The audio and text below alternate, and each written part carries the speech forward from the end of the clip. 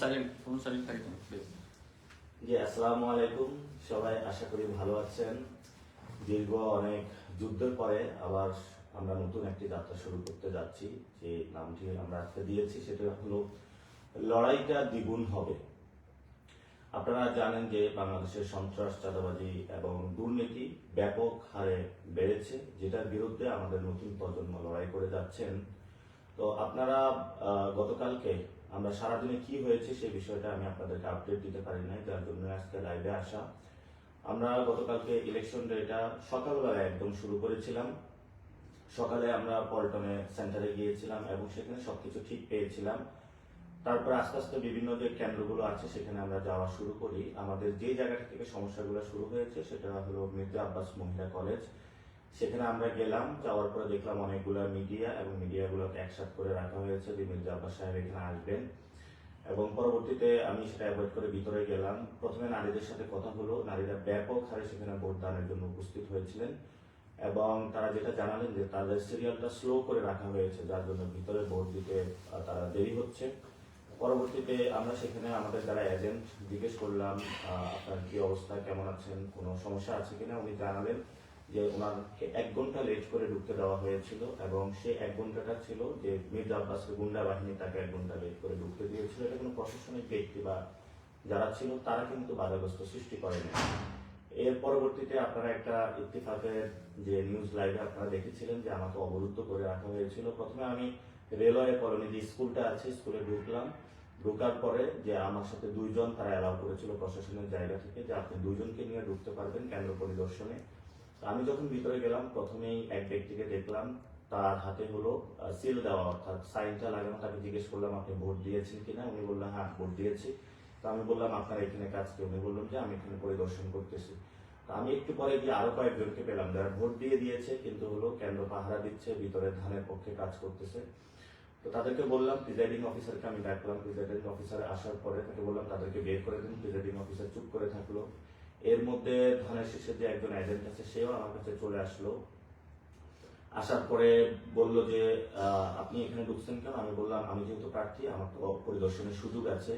এবং উনি দেখলাম প্রিজাইডিং অফিসারের সাথে সব জায়গাগুলো বিভিন্ন জায়গায় ঘোরাফেরা করতেছে। তো আমি প্রিজাইডিং অফিসারকে বললাম এজেন্ট তো ভিতরে থাকবে, আপনি এনাকে বাইরে নিয়ে কেন ঘোরাফেরা করেন? উনি কোনো উত্তর দিতে পারলো না।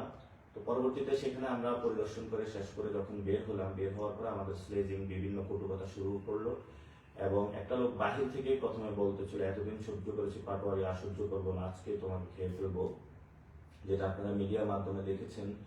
তো আমরা একটু সামনে আসার পরেই আমার পিছন একদম নিচ থেকে হলো লাঠি দেওয়া শুরু করলো। সেটা আমাদের সাথে যারা ছিল তারা প্রটেক্ট করলো এবং যে ব্যক্তিটা আমাকে হুমকি দিয়েছিল একটু পরে আমার মাথার মধ্যে জোরে একটা ঘুষি মারলো এবং একটা ইট নিক্ষেপ করলো, যেটা হলো আমার পাশে যেজন ছিলেন ওনার মাথায় হলো এসে পড়লো। এবং পরবর্তীতে আর্মি আসে, আর্মি এসে আমাদেরকে উদ্ধার করে নিয়ে আসে এবং আমরা দেখেছিলাম যে পুরো শাহজাহানপুর বিভিন্ন জায়গা থেকে ছাত্রদল, যুবদলে যারা সন্ত্রাসী ছিল সবাইকে একসাথে করে নিয়ে আসা হয়েছিল। সেখান থেকে আমরা এসে আরো অনেকগুলো কেন্দ্র পরিদর্শন করলাম, অনেক জায়গায় আমরা ভালো পেয়েছি। তো ঠিক আমরা সন্ধ্যার দিকে যখন আমাদের অফিসে আমরা চলে যাই, যাওয়ার পরে ভোট কাউন্টিং শুরু হতে থাকে, তখনই আসলে আমাদের কাছে ইনফরমেশন আসা শুরু করে যে বিভিন্ন জায়গায় যারা আমাদের প্রিজাইডিং অফিসার আছেন, যে ভাইরা দায়িত্ব নিয়েছিলেন তাদেরকে হলো বিভিন্ন জায়গায় হলো সমস্যার সৃষ্টি করতেছে, যাতে ভোট কাউন্টিংটা যাতে হলো ধানের শীষে পক্ষে হলো বেশি দেওয়া শুরু করে।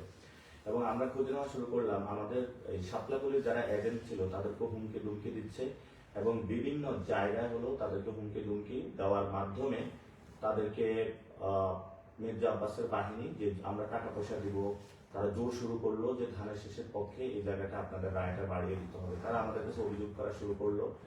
আমরাও বিভিন্ন জায়গায় যাওয়া শুরু করলাম এবং পরবর্তীতে খোঁজ নিয়ে দেখলাম যে কেন্দ্র ভিত্তিক তারা সন্ধ্যার পরে যখন আমাদের রেজাল্টগুলো আমাদের ভালো আসা শুরু করলো, তারা একযোগে সকলগুলো কেন্দ্রে অ্যাটাক করলো। আমাদের এত বাহিনী বা এত বড় বাহিনীকে মোকাবেলার শক্তি সামর্থ্যটা ছিল না।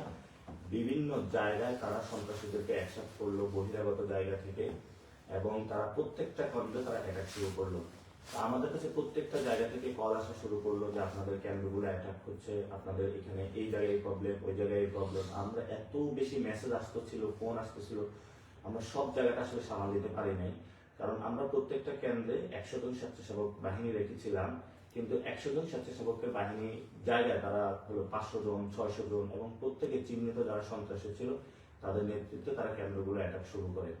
তো পরবর্তীতে আমরা যখন শুনতে পেলাম বিভিন্ন জায়গায় মির্জা আব্বাসের বাহিনীগুলো এবং মির্জা আব্বাসের ওয়াইফ স্বয়ং বিভিন্ন কেন্দ্রে গিয়ে তার পক্ষে যারা প্রিজাইডিং অফিসার আছে তাদেরকে হুমকি ধমকি দেওয়া শুরু করলো। এর মধ্যে আমরা বঙ্গভবনে যে কেন্দ্রটি ছিল প্রাথমিক বিদ্যালয় সেখানে আমরা খোঁজ নিয়ে দেখলাম যে সেখানে হলো যে জায়গাটা হলো বক্সের ভিতরে সিল না করার কথা বাহিরে সিল দিয়েছে তারা সেটা ইনক্লুড করতে চাচ্ছে।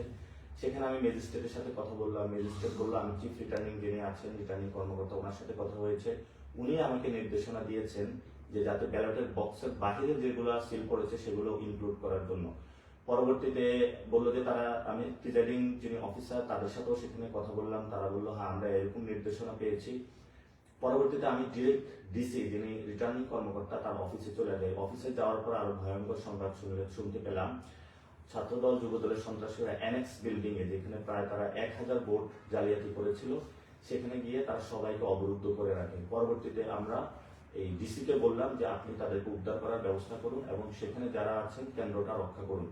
ডিসি যখন পুলিশ এবং আর্মিকে ফোন দিল, আর্মি বললো আমি সেখানে মুভ করতে পারবো না, ভার্সিটি প্রক্টরের অনুমোদন লাগবে। তো আমরা জিজ্ঞেস করলাম তাহলে আপনি সেখানে কেন্দ্র দিয়েছেন কেন, আপনার আন্ডারে তো কেন্দ্র।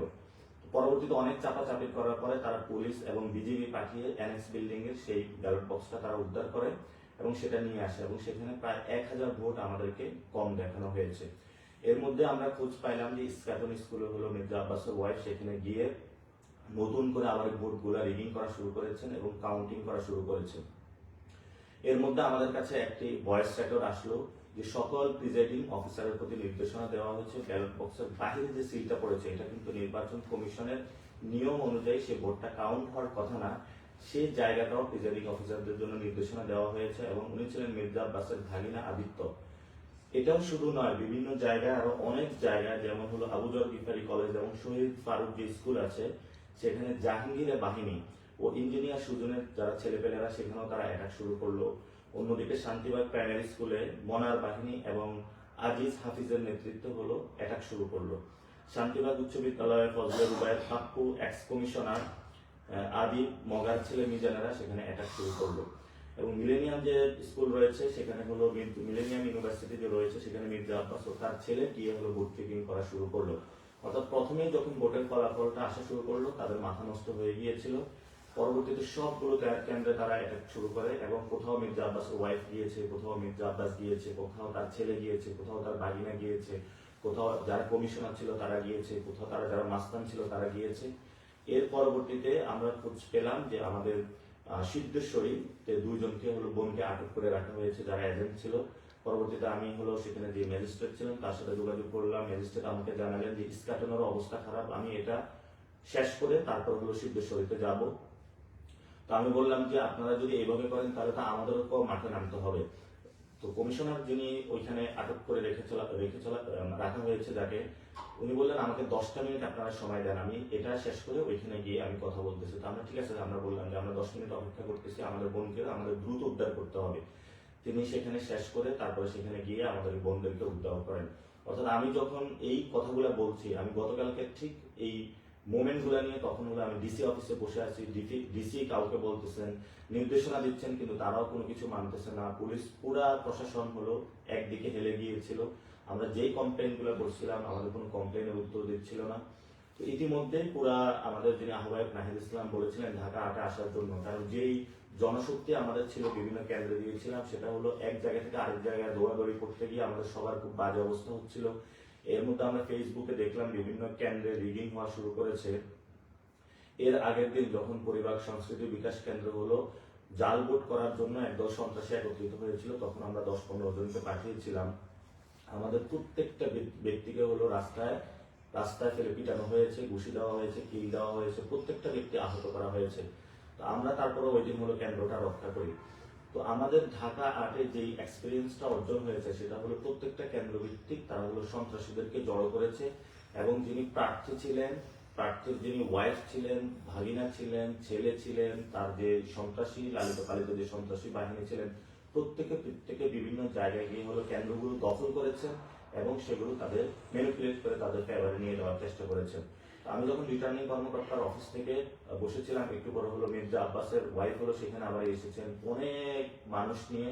তো আমার কাছে সবাই কল করতেছিল ঢাকা শহরে আপনারা যারা ভোট দিয়েছেন যে আমরা কি আসবো কিনা। আমি সবাইকে বলেছি না আসার জন্য, বিকজ দ্যাট ওইখানে বড় ধরনের একটা রক্তারক্তি পরিস্থিতি সৃষ্টি হতো এবং সেটা আমি চাই না যে একটি শান্তি সুষ্ঠু যে নির্বাচন বাংলাদেশে হতে যাচ্ছিল, যেটা আমরা প্রস্তুতি নিয়ে রেখেছি যাতে আমরা যে কোনো মূল্যে একটি সুস্থ এবং সুন্দর নির্বাচন যাতে বাংলাদেশের মানুষকে উপহার দিতে পারি, সেটা আমরা কিন্তু নষ্ট করতে চাইনি। এবং ভোট গণনা বিভিন্ন জায়গায় যেটা হচ্ছিল সেটাও আমরা নষ্ট করতে চাইনি। পরে নাহিদ ইসলাম যখন আমাদের এই কেন্দ্রে এসেছিলেন, নাহিদ ইসলামের কেন্দ্রে অর্থাৎ আসনে, সেখানেও আবার এই সন্ত্রাসীরা অ্যাটাক শুরু করে। সেখানে উনি চলে গিয়েছিলেন, অর্থাৎ প্রত্যেকটা জায়গায় এক জায়গায় তারা হামলা শুরু করে। ওইদিকে হলো আমিরের জামায়াতের যে কেন্দ্র আছে সেখানেও তারা এক জায়গায় হামলা শুরু করে। তো আজকের যে পরিস্থিতি আমরা দেখছি যে বিভিন্ন জায়গায় তারা সন্ত্রাসী অ্যাটাক শুরু করেছে, এটা নির্বাচনের আগের দিনও তারা করেছে, গতকালকেও করেছে, আজকেও করেছে। আমরা কিন্তু নতুন বাংলাদেশে এই ধরনের সন্ত্রাসী অ্যাক্টিভিটিস চাইনি এবং ভবিষ্যতে যদি এই ধরনের সন্ত্রাসী কর্মকাণ্ড চালানো হয় তাহলে হাসিনা আমলে যে পরিণত হয়েছিল আমাদের ভবিষ্যতে সেই ধরনের প্রস্তুতি নিতে হবে। তো গতকালকে যখন আমি ভোট কেন্দ্রগুলো ঘুরছিলাম সেখানে অনেক ভোটারদের সাথে আমার কথা হয়েছে, মেয়ে ভোটাররা আসছে, তারা ভোট দিচ্ছিল, উচ্ছ্বাস প্রকাশ করতেছিল। অনেক ক্যান্সারের রোগী তারা ভোট দিতে এসেছিল আমাকে, অনেক অসুস্থ মানুষ এসেছিল যারা ভোট দিচ্ছিল।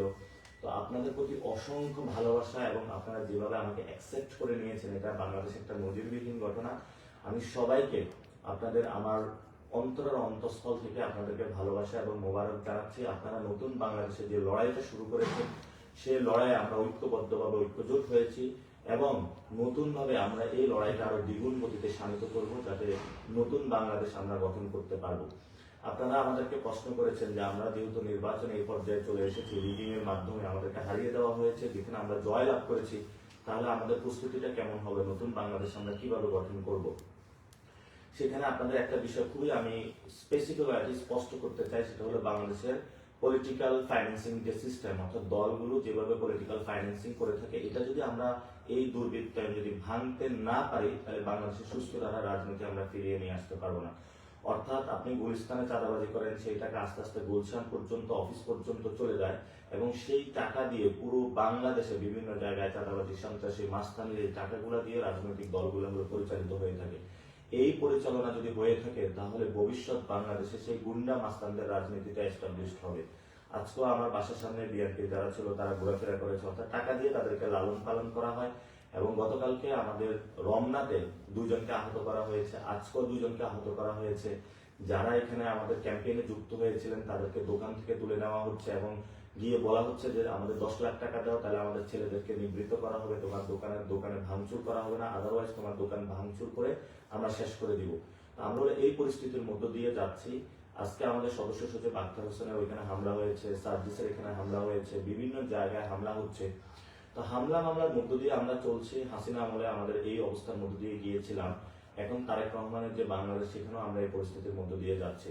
তো নতুন বাংলাদেশে যেটা আমরা বলতে চাচ্ছি যে আমরা লড়াইটা দ্বিগুণ করবো। নাসিরউদ্দিন যেভাবে আপনাদের দোকানে গিয়ে চা খেয়েছেন, আপনাদের বাসায় গিয়েছেন, আপনাদের সাথে ক্যাম্পেইন করেছেন, আলোচনা করেছেন, নতুন বাংলাদেশে গঠনের স্বপ্নগুলো বলেছেন, ঠিক তেমনি ভাবে আপনারা আমাকে সেভাবে পাবেন। মসজিদগুলোতে নামাজে পাবেন, মা বোনদের সাথে আড্ডায় পাবেন এবং রাস্তার পাশে যে দোকানে চায়ের টেবিল, সে চায়ের টেবিলে আড্ডায় পাবেন, যেখানে আমরা নতুন বাংলাদেশের স্বপ্নগুলো বুনবো। এবং ঢাকা 8-এ আমি বলেছিলাম যে চাঁদাবাজ, সন্ত্রাস এবং দুর্নীতির বিরুদ্ধে আমাদের লড়াইটা চলবে। ইনশাআল্লাহ আমাদের লড়াইটা চলবে, আমাদের লড়াই কোনোভাবেই বন্ধ করা যাবে না। আপনারা সবাই যে যার জায়গা থেকে মোবাইলগুলো প্রস্তুত রাখবেন। যদি কোনো ভাইকে আহত করা হয় বা কোনো আনইউজুয়াল আপনারা অ্যাক্টিভিটিস গুলো দেখেন, সেই অ্যাক্টিভিটিস গুলোর বিরুদ্ধে আপনারা সেখানে প্রতিবাদ জারি রাখবেন।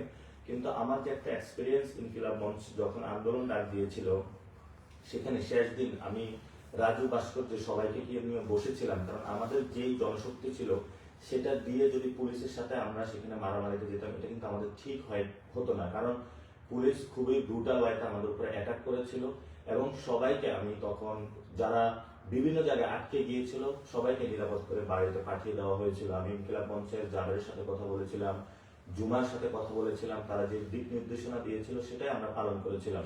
তো গতকালকে যদি সবাই আমরা ফিল্ডে আসতাম, সেই ধরনের একটি রক্তক্ষয়ী সংঘর্ষ বাংলাদেশের অভ্যুদয় করতো, যেটা আমি কখনোই চাইনি। কারণ আমরা যারা তরুণরা রয়েছি আমরা নতুন একটি বাংলাদেশ চাই, যে বাংলাদেশে আমরা কোনো সন্ত্রাসী, রক্তপাত, হানাহানি, রাহাজানি আমরা চাই না। এখানে আমরা সুন্দরভাবে বসবাস করতে চাই, প্রত্যেকের নিরাপত্তা দিতে চাই, প্রত্যেকের সাথে ভালোবাসার সহিত বসবাস করতে চাই। তো আমরা ঢাকা আর্টে যে বিষয়টি করব সেটা হলো আমাদের যে 8 দফা ইস্তেহার দেওয়া হয়েছে শহীদ ওসমান হাদি ভাইয়ের হত্যার বিচার, সেই বিচার নিয়ে আমরা মাঠে অ্যাক্টিভিটি চালাবো এবং আমরা ভোকাল থাকবো। আপনারা দেখেছিলেন যখন ইনকিলাব মঞ্চ মাঠে নেমেছিল তখন বলা হয়েছিল যে ইলেকশন বানচাল করার জন্য। এখন তো ইলেকশন হয়েছে, তাহলে এখন কেন শহীদ ওসমান হাদি ভাইয়ের হত্যাকাণ্ডের বিচার নিয়ে কথা বলছে না তারা?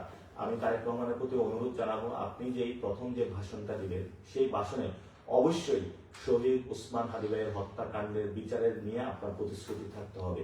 সাথে সাথে বাংলাদেশের সন্ত্রাস, চাঁদাবাজি, দখলদারিত্ব, মাস্তানির যে রাজনীতি চলছে সেটার বিরুদ্ধে স্টেটমেন্ট থাকতে হবে। কারণ আপনি বলেছিলেন আপনি নতুন বাংলাদেশ গঠন করতে চান।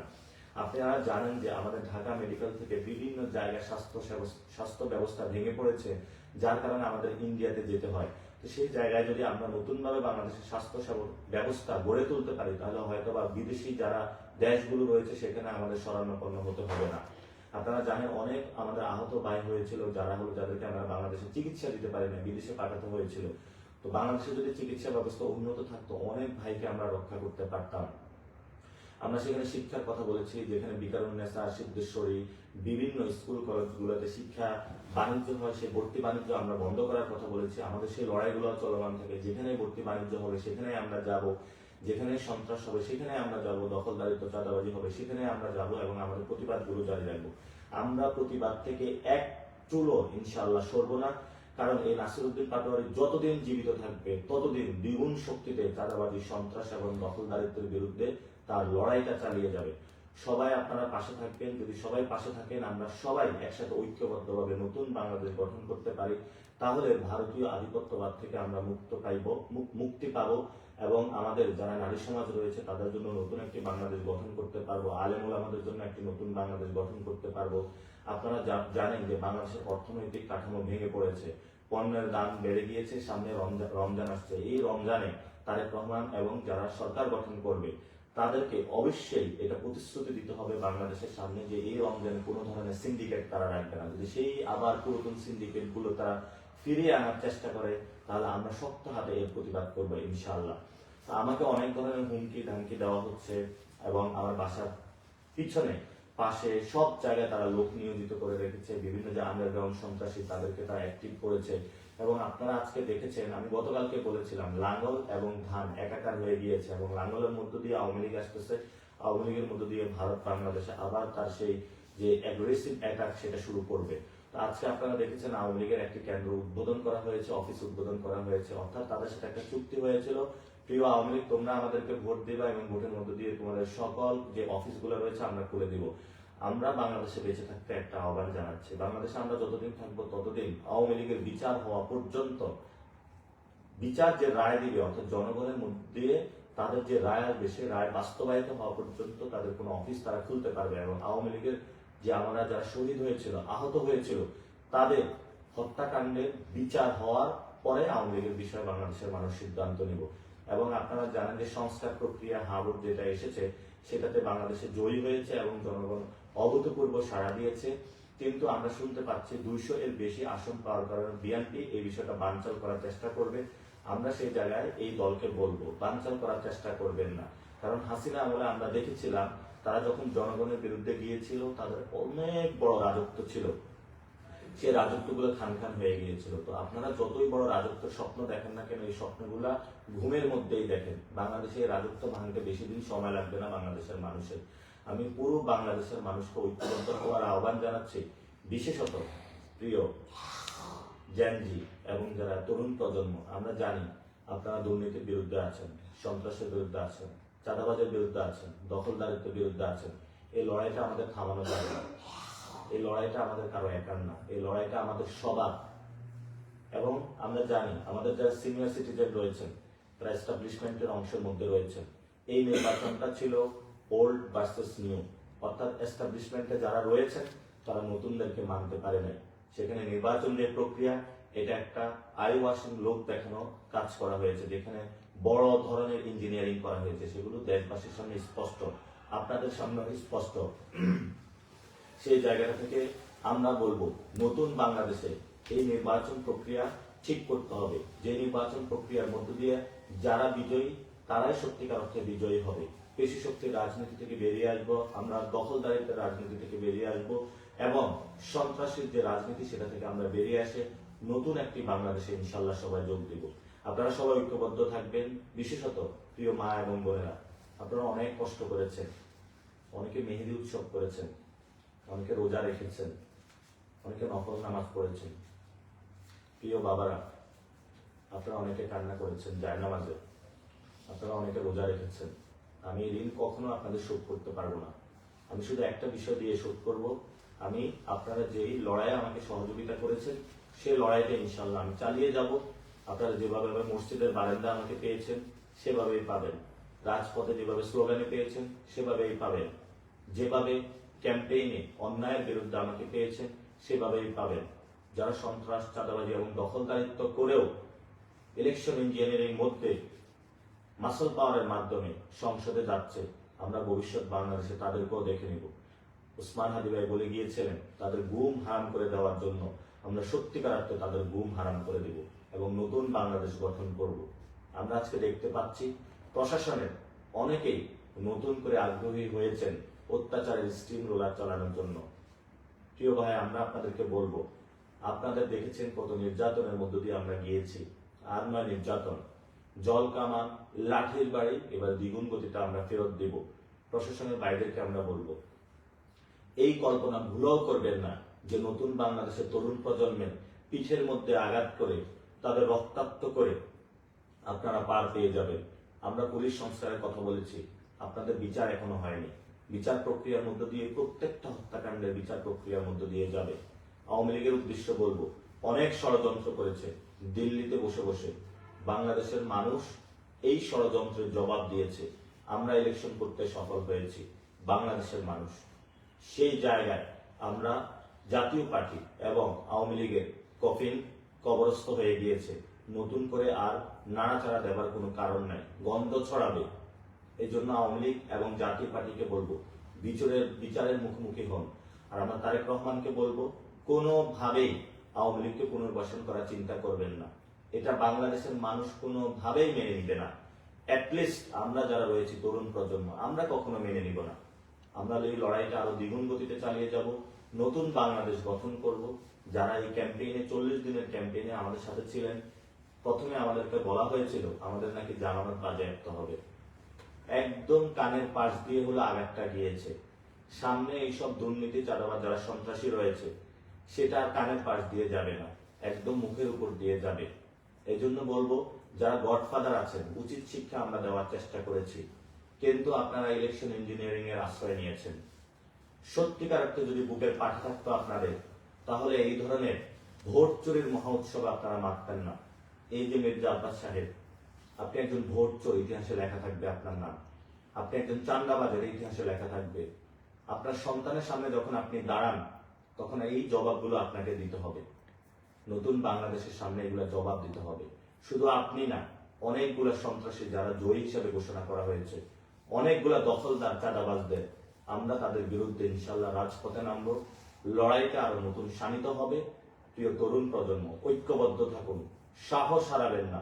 আরো দ্বিগুণ সাহস নিয়ে আমরা নামবো, যে সাহসের মাধ্যমে নতুন বাংলাদেশ গঠন করব। সে যাত্রা, সে আহ্বান জানিয়ে আজকে আমি আপনাদের সাথে কথা শেষ করছি। আমার যদি এই চলার পথে কোনো ভুল ত্রুটি এই কয়েকদিনের ক্যাম্পেইন হয়ে থাকে, আমাকে ক্ষমা করে দিবেন। অনেকের সাথে উঁচু কথা বলেছি। ইনশাল্লাহ আমি হয়তো আপনাদের যে জায়গায় রিপোর্ট দেওয়ার কথা, সর্বোচ্চটা দেওয়ার চেষ্টা করেছি। ভবিষ্যতে আরো দিব এবং আমরা ইনশাল্লাহ আগামী ইলেকশনে আরো নতুন শক্তিতে আবির্ভূত হব। আমাদের যতটুকু শক্তি এবং সাহস ছিল, এটা আরো দ্বিগুণ করব ইনশাল্লাহ।